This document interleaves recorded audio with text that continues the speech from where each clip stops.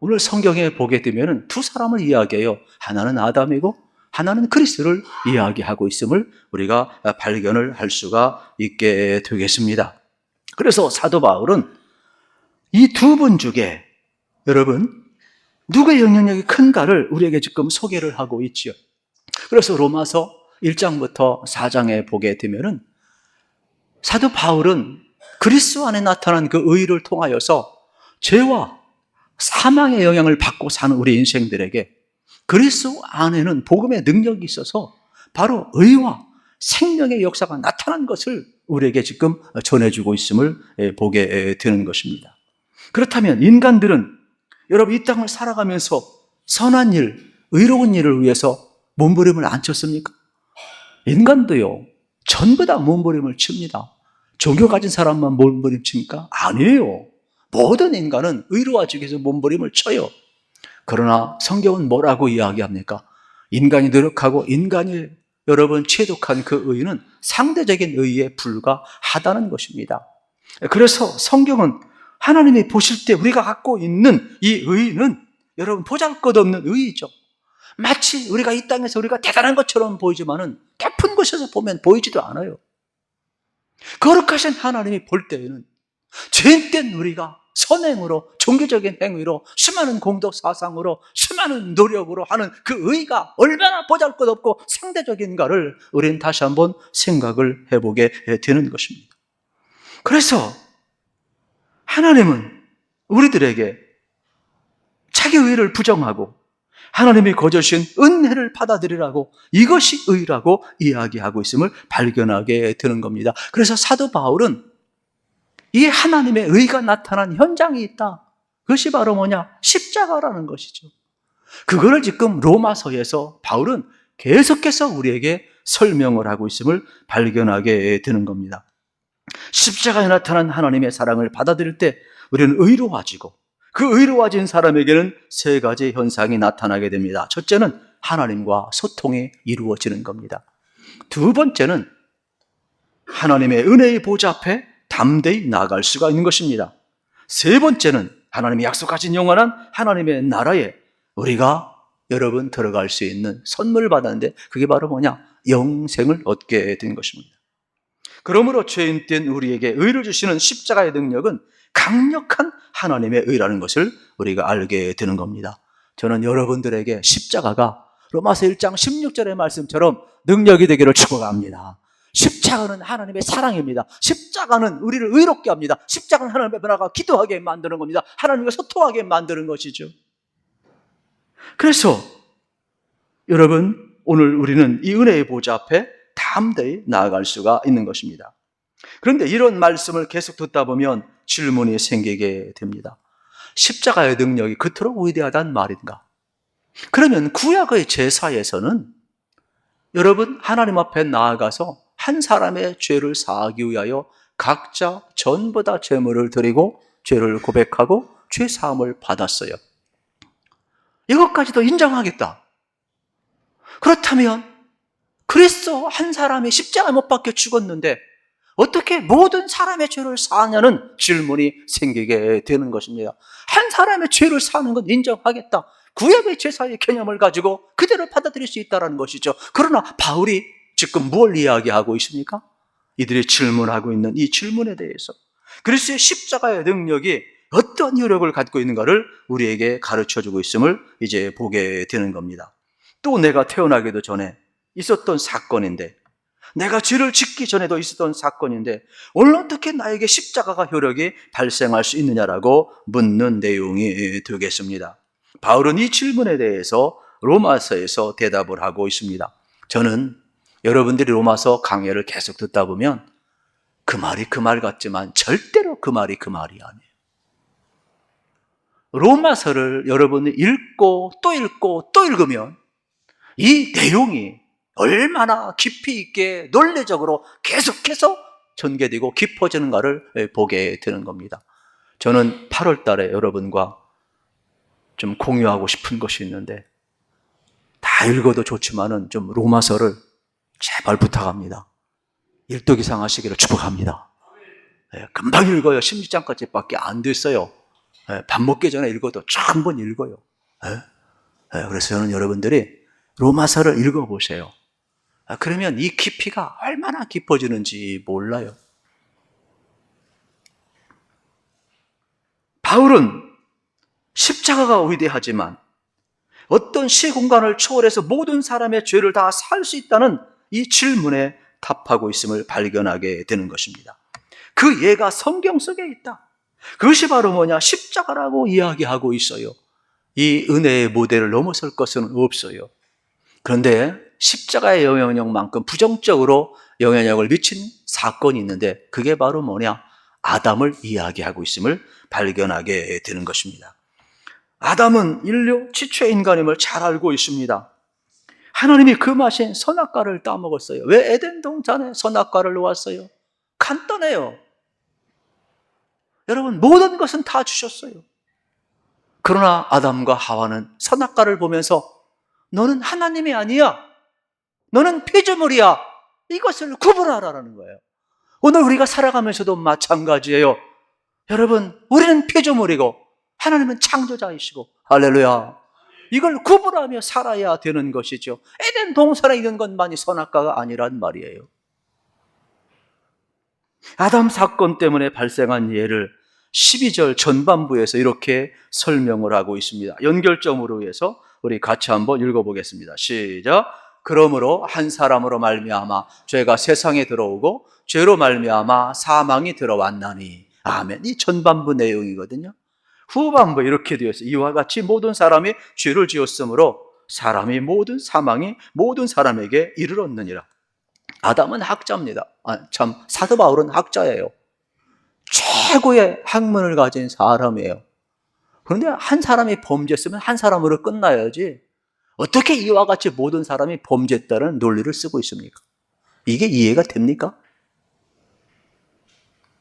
더 나아가서 죄만 들어온 것이 아니라 사망이 들어왔다라고 이야기하고 있음을 발견하게 되는 겁니다. 그래서 죄 때문에 인류가 지금 죽음을 경험하고 있는 거예요. 이것을 우리가 신학적으로 원죄라고 이야기를 하고 있는 내용이 되겠지요. 문제는 저와 여러분은 아멘하고 받아들여요. 그런구나. 교회 와서 늘 그렇게 이야기 들었으니까.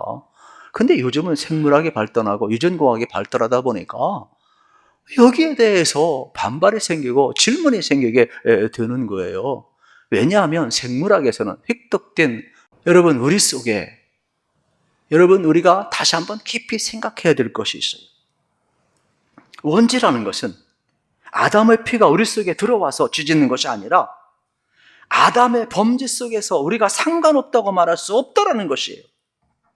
그러므로 원죄라고 하는 것은 아담 개인 동시에 죄인 동시에 모든 사람의 모습이라는 것이 되겠죠. 이걸 원죄라고 이야기하는 거예요.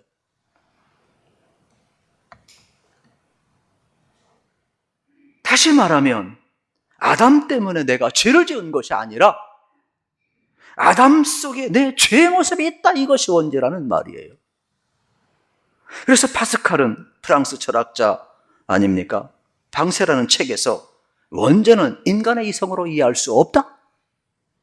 그러나 신앙 속에서 여기 어거스틴처럼 그 속에서 나의 죄를 발견할 수 있다라고 이야기를 한 겁니다. 아담과 내가 연결되어 있는 증거가 무엇이냐? 참 이상해요. 저도 자녀를 낳았지만 제가 사랑하는 아들, 딸한테 절대로 죄를 가르쳐 준 적이 없어요. 여러분, 제가 죄 지으라 우리 주영이, 보영이한테 가르친 적 없다니까요. 다른 사람 경쟁해서 이겨야 된다, 시기하고 질투해서 이겨야 된다, 경쟁 가르친 적 없다니까요. 그런데도요, 여러분 어떻습니까? 그 사랑스러운 자녀 속에도 죄의 모습이 있어요. 거짓말의 모습이 있어요. 가르치지 않아도, 충동질 않아도 모든 세계, 모든 인류에겐 다 죄가 있는 거예요. 이번 여행 중에 여러분, 제가 프랑스 파리에서 도착하자마자 핸드폰을 도난을 당했는데 거기에 가보니까 거기도 도선생님들이 많더라고. 그냥 세계 도처 유명한 곳에 도선생님들이 참 되게 많아요. 어디든지 죄인들이 다 있더라고요. 생물학적으로 죄가 유던지지 않아도 모든 인간은 다 죄를 짓는다는 것입니다.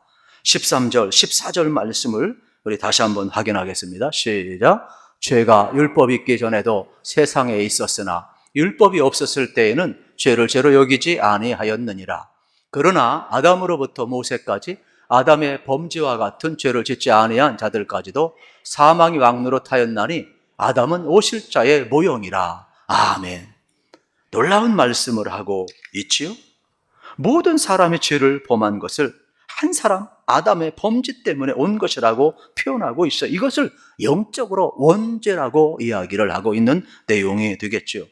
그러므로 우리는 아담을 원망할 필요도 없고 아담 때문에 어쩔 수 없이 죄를 짓는다고 합리화할 필요도 없다라는 것입니다.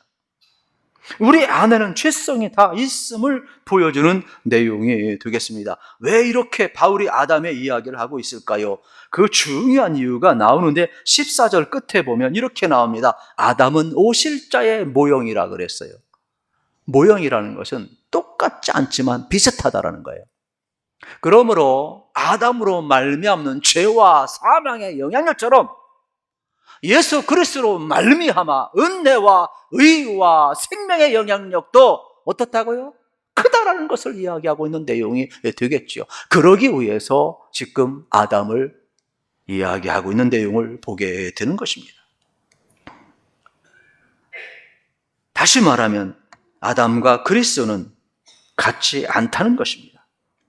그러나 이렇지 않은 부분에 있어서 그리스도를 설명하기 위해요 아담의 모형이 도움이 된다라고 말씀하고 있습니다. 아담과 그리스도가 일치하는 두 점이 있는데 첫째는 대표성입니다. 그리고 또 하나는 효과성이 되겠습니다. 그래서 두 분을 따르는 자들을 대표하게 됩니다. 또 그 길을 따르는 자들에게 엄청난 영향력을 행사하고 있습니다. 또 다른 점도 있습니다. 아담은 피조물 인간입니다. 그러나 그리스도는 바로 누굽니까? 하나님의 아들이시고 자신이시고 창조자가 되겠습니다. 아담 아래에 있는 사람에게는 죄와 사망의 영향을 받지만 그리스도 안에 있는 자는 의와 생명의 영향을 받는다라고 이야기하고 있음을 보게 되는 것입니다. 여러분, 아담과 그리스도 누가 더 영향력이 큽니까? 제가 질문하는 겁니다. 대답해 보세요. 웃지만 마시고. 당연히 그리스도죠. 할렐루야. 그런데 우리가 이걸 잊어서는 안 해야 되는 겁니다. 죄와 사망의 권세도 강력하다는 것을 기억하셔야 돼요. 그러나 동시에 죄와 사망에서도 강력하지만은 은혜와 의와 생명의 영향력도 더 강력하다는 것을 여러분 알으셔야 되겠지. 북한 사람들이 탈출하기 위해서 중국까지 넘어옵니다. 그러다가 자유를 얻기 위해서 중국은 공안이라고 하잖아요. 경찰들을. 공안의 눈을 피해서 후다닥 어디로 갑니까? 다른 나라 대사관으로 가요. 왜요? 중국 땅이지만은 중국의 영향력이 있지만은 그러나 미 대사관으로 가든지 대한민국 영사관이나 대사관으로 가면은 중국 땅에 있지만 그 대사관 안은 미국의 영향력을 갖는 거예요. 대한민국의 영향력을 갖는 거예요. 중국의 공안이 그 담을 넘는 순간 어찌할 수가 없는 거예요. 여러분, 우리 인생도 마찬가지. 우리가 죄와 사망의 영향 속에 살지만은 그리스도 안에 들어갈 때에 그리스도의 다스림이 있는 거예요. 그리스도의 의가 있는 거예요. 하나님의 은혜가 있는 거예요. 생명이 있는 거예요. 영생이 있는 거예요. 그래서 죄와 사망의 권세만 큰 것이 아니라 죄와 사망의 권세가 더 이상 어찌할 수 없고 그 대사관 안에 들어간 그리스도의 통치 안에는 의의 통치가 그를 지배한다라고 이야기하는 내용이 바로 로마서예요.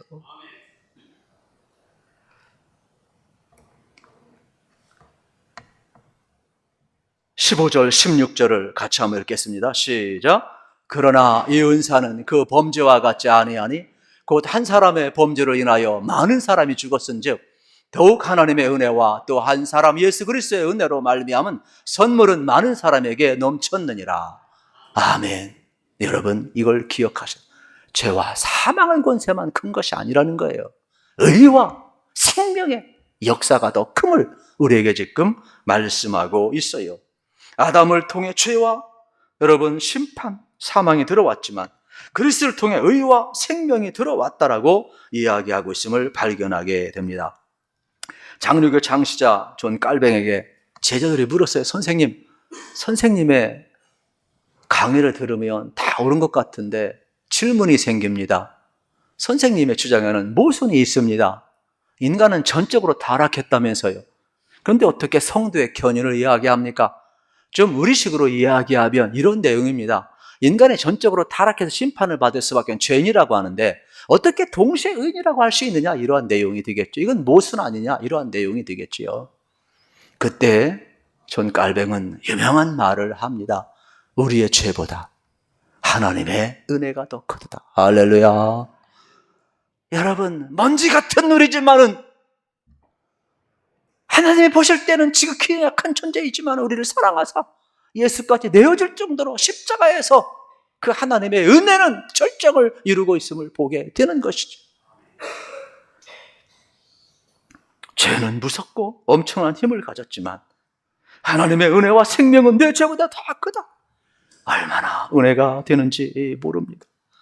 이 은혜가 없다면 저는 이 자리에 없지요. 그냥 안식월에 영원히 사라졌을 것 같아요. 그냥 이 자리에 올 이유가 어디 있어요? 하나님의 은혜와 생명이 얼마나 큰지. 오늘 바울은 아담과 그리스도 중에 누가 더 크냐고 묻는 내용이 되겠죠. 그러면 자동적으로 질문이 생깁니다. 그러면 그리스도 안에 있으면 의로워지고 영원한 생명을 얻었다고 그러는데 그러면 자동적으로 가만히 있으면 그리스도 안에 있는 사람들은 죄를 안 짓습니까? 아니지요.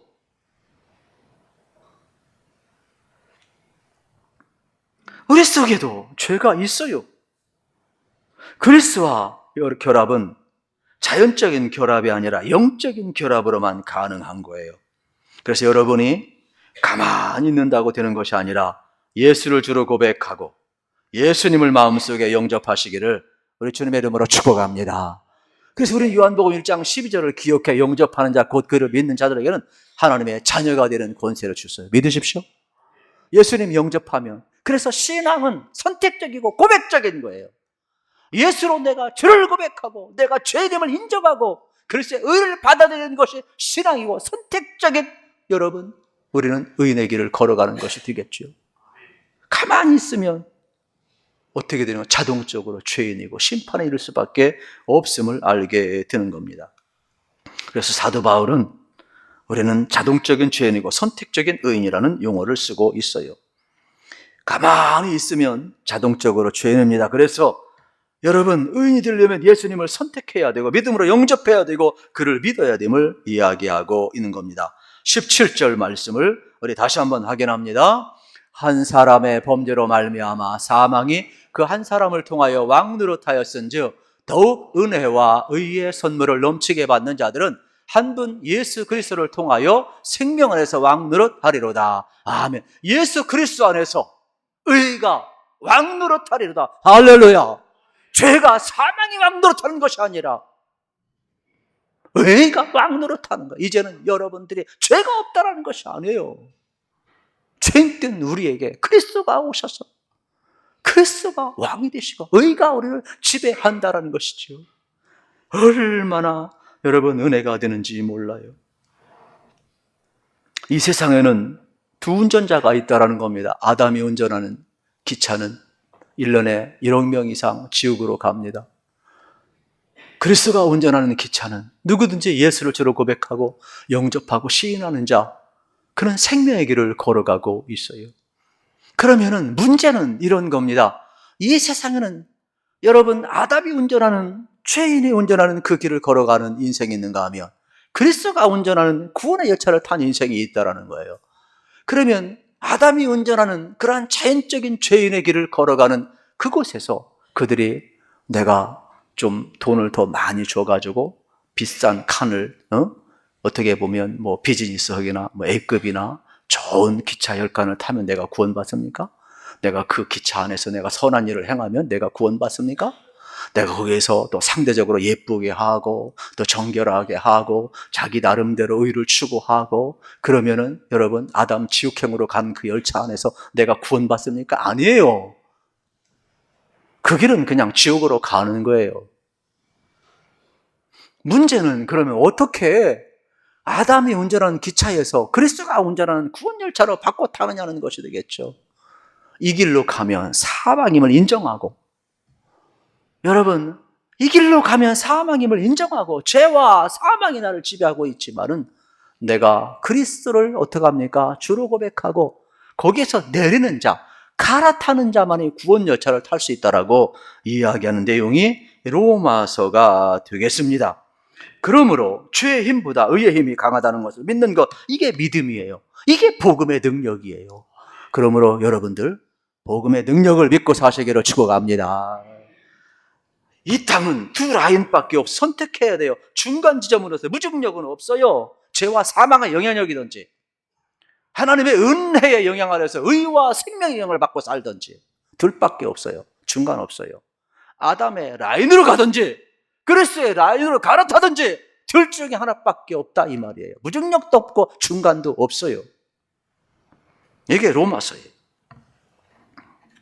가만히 있으면 자동적 죄인이에요. 그러나 예수를 믿고 신앙을 고백하면 예수 라인으로 갈아탈 수가 있는 겁니다. 예수님께 속한 자가 된다면 자동적으로 죄를 안 지면 좋은데 안타깝게도 그렇지 않다는 데 문제가 있어요. 저의 고민이 여기에 있어요. 여러분 같이 아름다운 분인데, 이렇게 은혜를 많이 받는 분인데 우리 속에 죄와 허물이 없어야 되는데 항상 죄와 허물이 있다라는 겁니다. 그런데 문제는 이런 겁니다. 죄와 사망만 지배하는 것이 아니라 여러분들이 죄와 사망이 지배하는 순간 속에서도 은혜와 용서와 사랑과 의와 거룩함과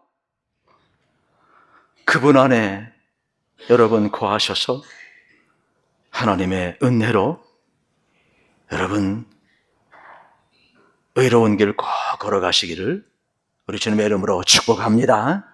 우리 21절을 읽고 끝내겠습니다. 21절입니다. 시작. 이는 죄가 사망 안에서 왕노릇한 것 같이 은혜도 또한 의로 말미암아 왕노릇하여 우리 주 예수 그리스도로 말미암아 영생에 이르게 하려 함이라. 아멘. 여러분 지금까지는 죄가 왕노릇했습니다. 사망이 왕노릇했습니다. 그러나 아담의 영향력만 있는 것이 아니라 그의 모형 예수 그리스도가 오셔서 우리에게 의를 가져왔어요. 생명을 가져왔어요. 영생을 가져왔어요. 우리의 죄보다도 하나님의 사랑이 더 커요. 하나님의 은혜가 더 커요. 하나님의 용서가 더 커요. 하나님의 의가 왕노릇하는 여러분 되시기를 축복합니다. 우리 그리스도인들은 담대할 필요가 있어요. 이제는 예수님께 속한 사람은 율법의 심판을 받지 않습니다. 은혜에 용서된 삶을 살 수 있어요. 이게 그리스도인의 자유예요. 그래서 우리는 나의 죄성만 보지 마시고 내게 베푸신 그 은혜를 붙드셔야 돼요. 십자가의 능력은 복원의 능력이 있어요. 죄는 파괴의 능력이 있지만 십자가는 하나님과 연결해요. 우리 하나님의 뜻대로 살 수 있는 능력을 복원하는 능력이 십자가의 능력이요 복음의 능력인 거예요. 그러므로 죄만 여러분 나는 끊는 파괴 능력이 아니라 회복의 능력, 연결의 능력, 의와 생명을 주시는 복음의 능력을 믿으셔서 여러분 은혜의 승리의 길 꼭 걸어가시기를 우리 주님의 이름으로 축복합니다.